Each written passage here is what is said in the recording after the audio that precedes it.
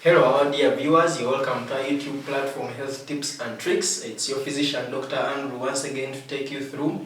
And today we are going to look at something very interesting, something related to stroke. We shall begin with a concern from our friend Reka David. He says, "My mom had a stroke and her right side became fully paralyzed. She feels heaviness in her leg and her left. Please, what can she do in order to recover her function?" We are going to look at how stroke patients who are going through rehabilitation can be helped to recover function while they are at home without having to go to a hospital or to go to the health workers, but in the comfort of your living room, your living environment. Good. So we shall say stroke is a disease which basically affects your nervous system. You get either a bleed in your brain or a certain part of your brain fails to receive enough blood, and then this part kind of dies off. So when this part dies off, the parts of the body which this part controls lose their function.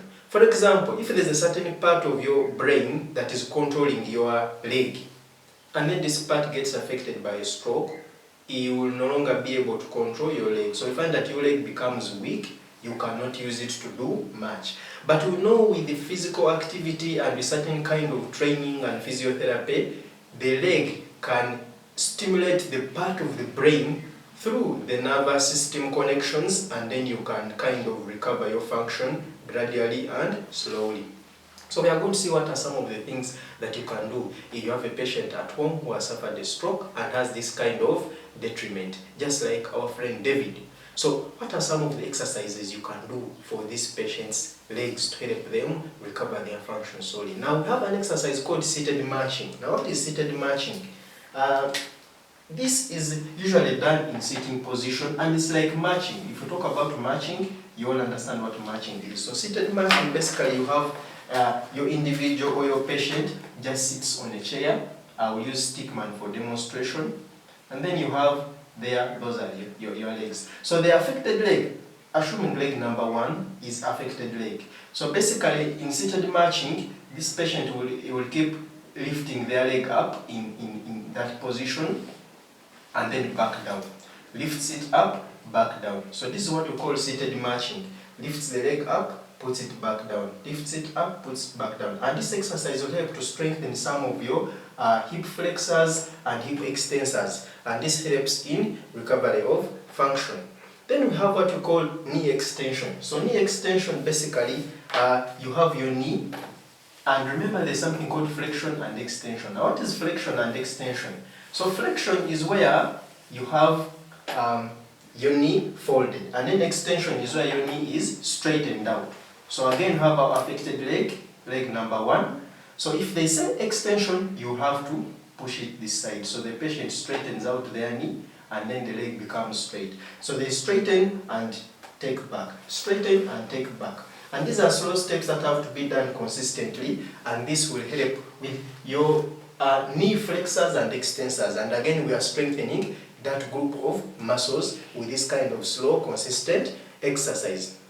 Then we have now exercises which help the hips, and these are what we call hip internal and external rotations. Now, what are hip rotations? So again, you will help straighten out the affected leg of your patient, and basically you are doing rotation movements, rotation towards this side and rotation towards this side. And this will help with the muscles at the hip area here, where we will basically be rotating the hip around the hip, and this will help to strengthen some of the muscles there and to increase flexibility in the hip region, and this can also help in recovery of function. So most of these exercises I've talked about, I've looked at how to strengthen the hip and the knee area, and this will help to recover function so that your patient or your loved one can be able to walk again. So these exercises have to be done consistently. Now there are some other exercises we are going to look at which integrate all these together, and they help to strengthen different parts concurrently.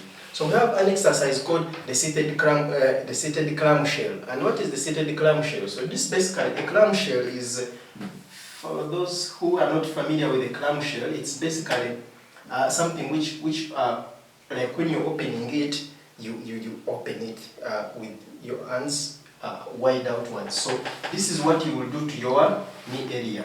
So you put them together and be as if you're opening them, and this strengthens the muscles which help to bring the knees together and bring the knees apart. And some of those they are acting at the hip, and they are called adductors and abductors. So this exercise increases resistance and also strength in these muscle groups, and also helps you to increase your functionality in the affected limb. Then we have the inner thigh squeezes. So basically you are squeezing your thighs together, and this also helps to strengthen again the muscles in these areas. We have heel raises. So remember, we have your heel, this is the heel, so you keep raising your heel up and down, and this will also help in strengthening the muscles around these affected limbs which have been affected by the stroke. And then we have the hamstring curl. Now hamstrings are muscles which are very important, as we all know. We have had footballers getting hamstring injuries. Now your hamstring muscles here, they are very important for your functionality and for you to be able to walk. Now how do you train these hamstrings? So using these hamstring exercises, they can also help to strengthen them. Then we have the mini squats. Now the mini squats will again integrate and strengthen several muscles concurrently. So what are the mini squats? So basically your patient or your loved one stands up, and then moves down into squatting position, and squatting position just like that, with their legs apart, around hip distance apart, and they do that. So they don't reach down, sort of stops somewhere and maintains the position, then goes back up, comes back down with the arms stretched out. So these are what we call mini squats. So the mini squats will strengthen your hamstring groups, your leg muscles, and they will help them to recover function gradually. In the initial stages, when the patient is unable to support themselves, you can help support them as they do these mini squats. And finally, we have stretching of the muscles. So these muscles, as we train them and strengthen them, they also need to be stretched, because once a muscle is strengthened, and you don't stretch it, the muscle will shorten. And the shortening of the muscles, this can also limit movement. So in stretching of the muscles, we are mainly interested in the hamstrings. And to strengthen your hamstrings,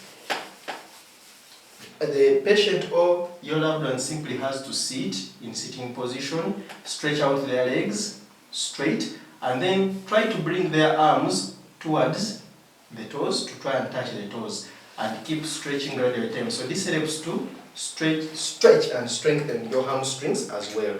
So those are some of the exercises that can help you recover strength in your legs post-stroke, which can be done in the comfort of your home without having to bother moving the patient left and right. Thank you once again for your attention. I remain your physician, Dr. Andrew. If you are new to this platform, kindly subscribe so that you can continue receiving these videos to help you improve your health and the health of your loved ones. Thank you very much.